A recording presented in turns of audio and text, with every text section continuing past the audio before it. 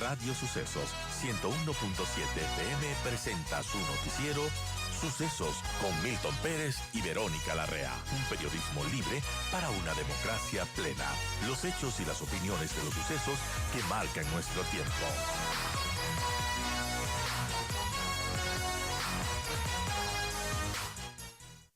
Y bueno, vamos a hablar acerca de economía, que siempre es transversal y es muy importante en nuestro país, porque las previsiones de crecimiento en este año para el Ecuador se ajustan a un efecto, han dicho muchos expertos, de rebote, pero obviamente siempre se requieren cambios para elevar y sostener la economía, que va a crecer mínimamente después de esta recesión que hemos tenido.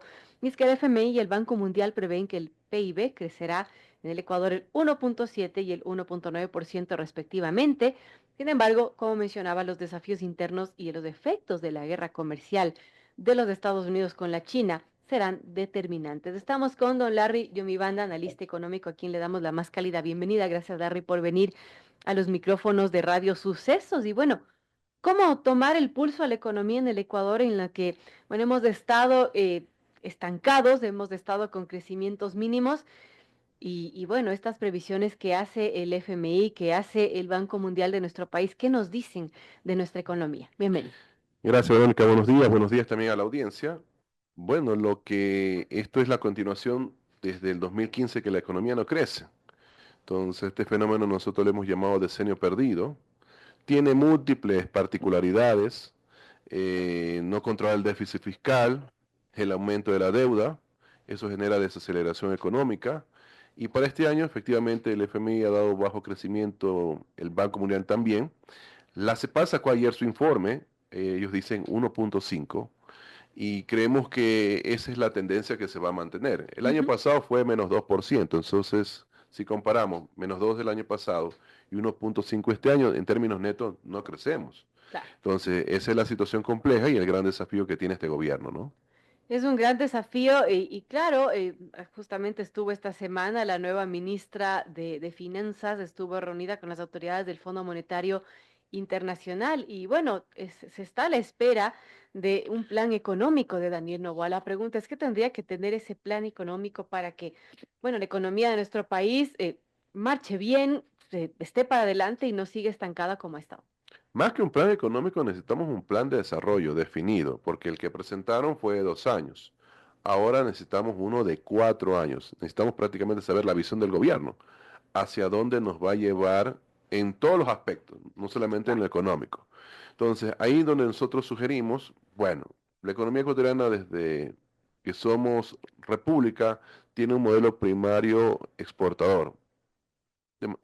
Primario porque exporta materias primas y las exportaciones son 80% materias primas, 20% industrializados. Claro. La idea es darle la vuelta, ¿no? Que el país sea un país industrializado a través de un nuevo modelo de desarrollo, que es un modelo de desarrollo de exportación, ¿sí? De industrialización, perdón, orientada hacia la exportación. Entonces yo creo que eso sería lo que el gobierno debería de alguna otra forma ir empujando, ¿no? Yo creo que seguir sobre el mismo modelo nos va a llevar a los mismos Claro. resultados.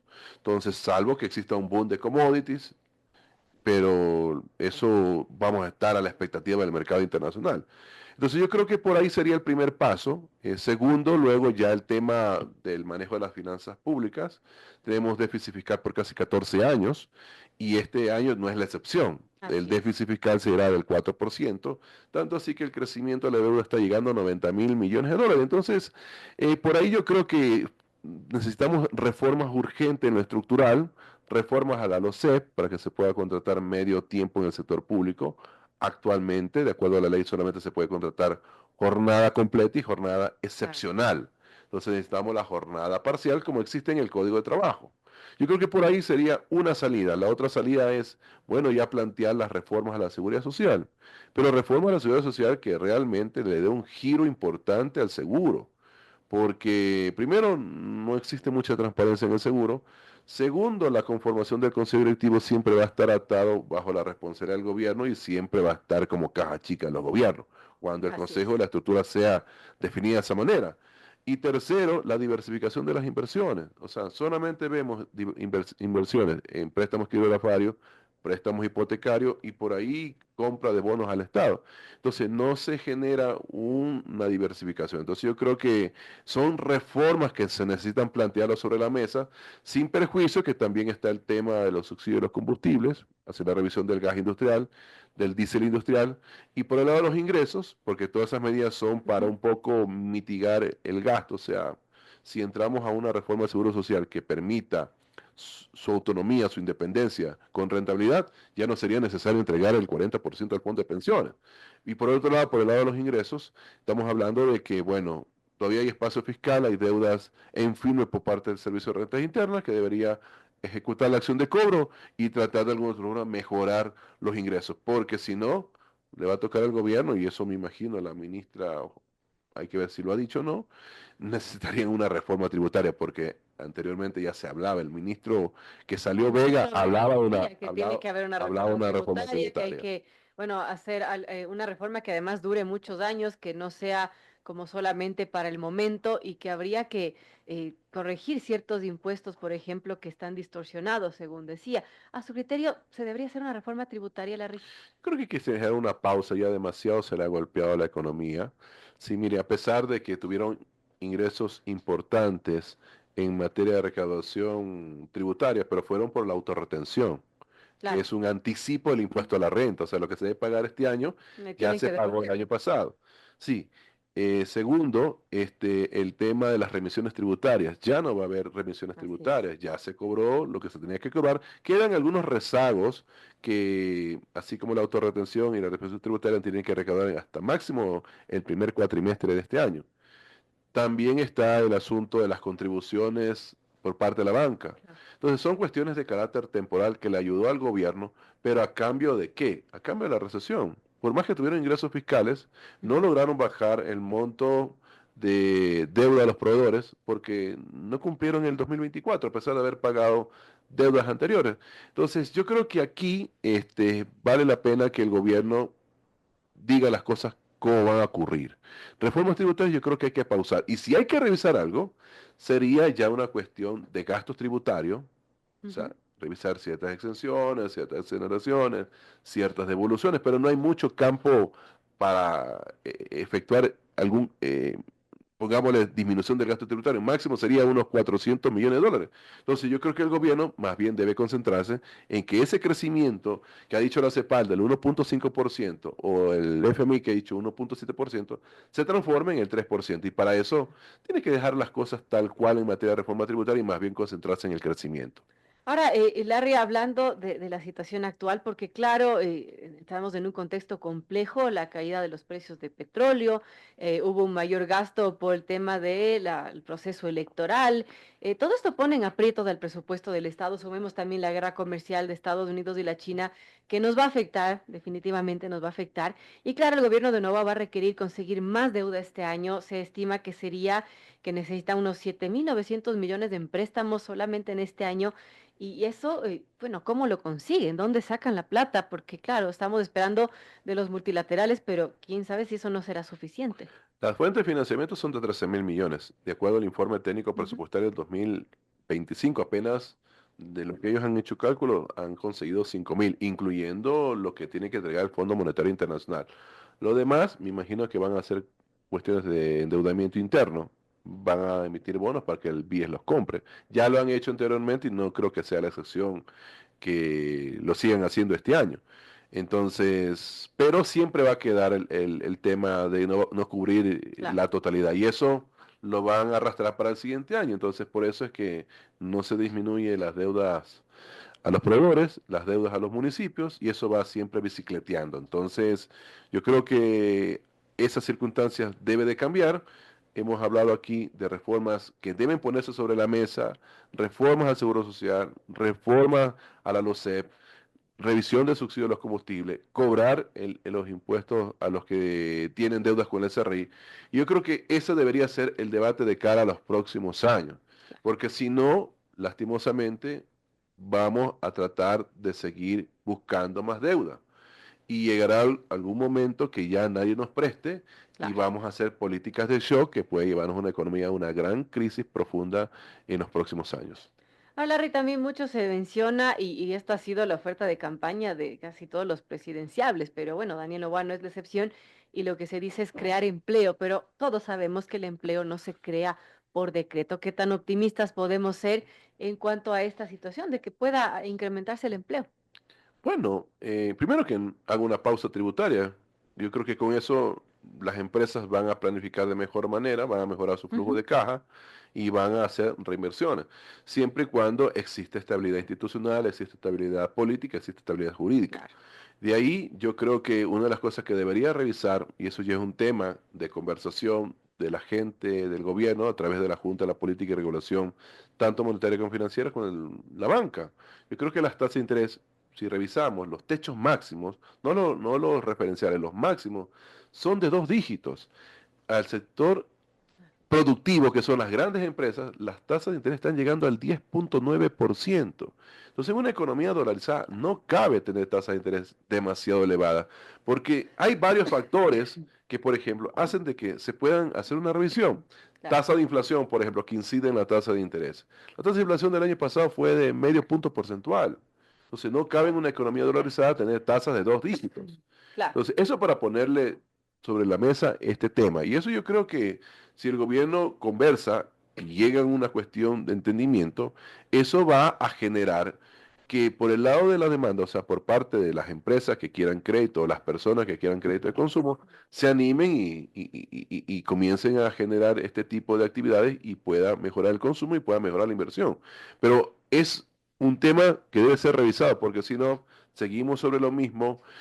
Yo sé que se necesita hacer mayores actividades productivas, pero hasta que se vayan concretando más acuerdos comerciales Claro. o los acuerdos comerciales ya firmados vayan generando sus frutos, eso va a demorar un poco, ¿no? Por eso que es importante el tema de la revisión de las tasas de interés.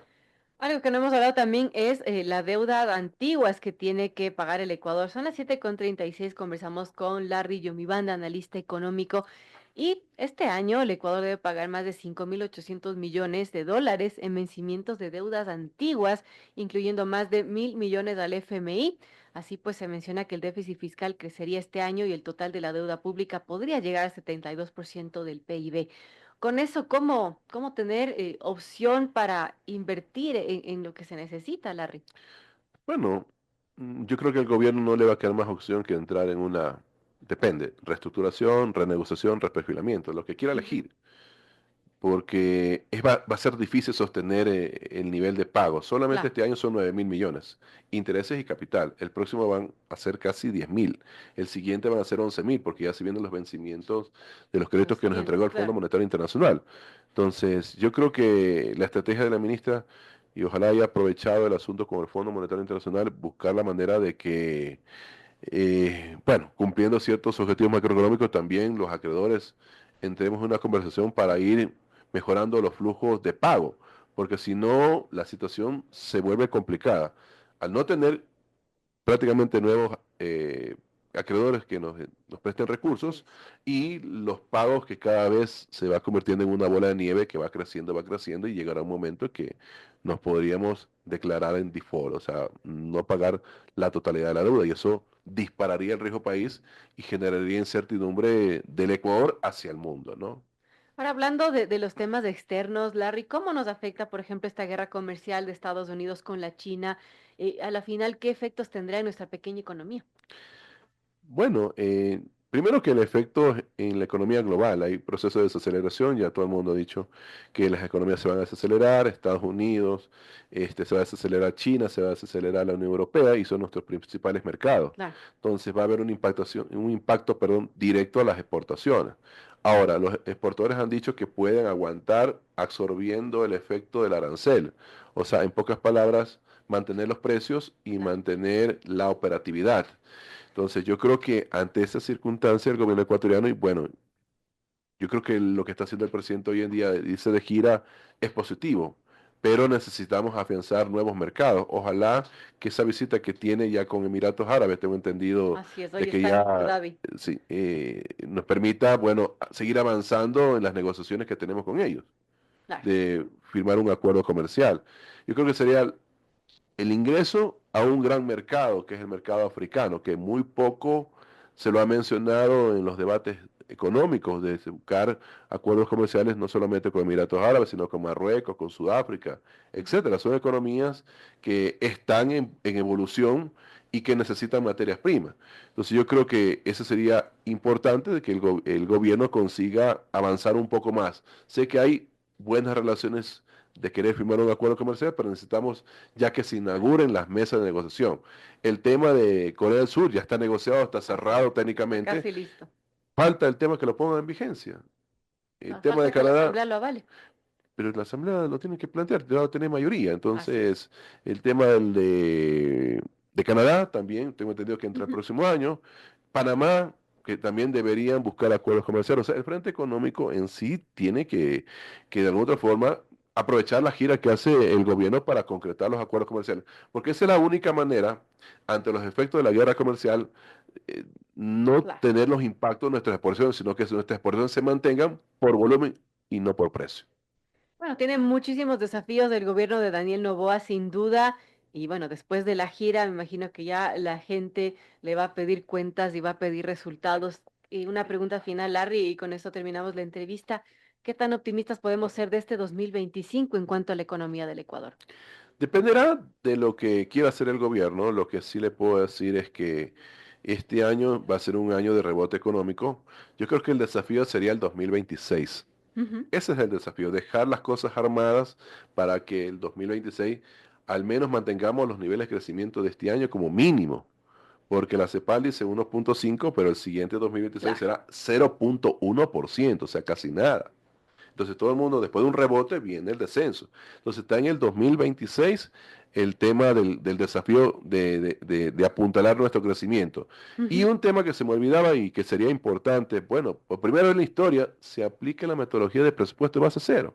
Yo creo que con eso también ayudaríamos mucho con la transparencia y daría un mensaje muy positivo, no solamente a los actores internos, sino también a los actores externos. Bueno, estaremos pendientes de todo lo que se decida en cuanto al tema económico. Gracias a Larry Yomibanda, analista económico. Gracias por acompañarnos de esta mañana, Larry. Gracias, Verónica. Buenos días y también un abrazo a la audiencia.